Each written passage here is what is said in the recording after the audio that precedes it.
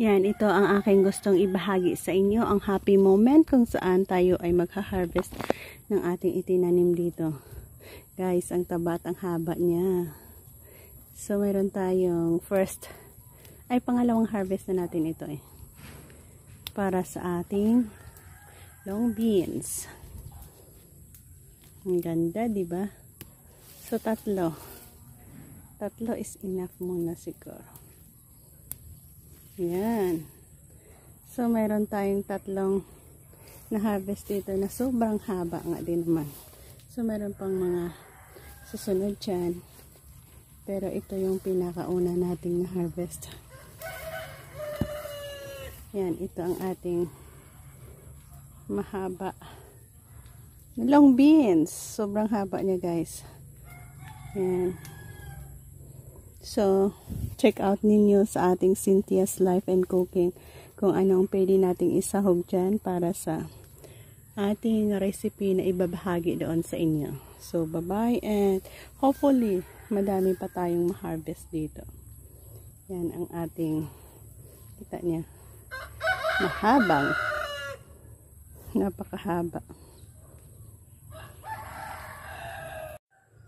Good day. Ayan, dahil sa sobrang haba nga din naman ang ating long beans na ito, na-amaze tayo sa kung gaano nga ba siya kahaba, kaya isinukat na lang natin. So, from the start, yan, so nagkaroon tayo ng, guys, tingnan nyo kung gaano kahaba.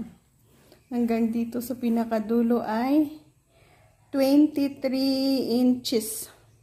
Yan, nasa 23 inches, pero kung i-fit natin, nasa 2 feet. 2 feet kasi ito eh. Calculation niya, 2 feet. Yan. 1 feet ito. 1 feet. So, bali 10. Kung ilagay natin sa centimeter, nasa hanggang, Diyos mayo, 80! Muntik na siyang nag-1 meter. So, ganyan kahaba at ka-amaze ang ating bagong itinanim na long beans na ito. My God, guys. So, ayan, oh. So, 78.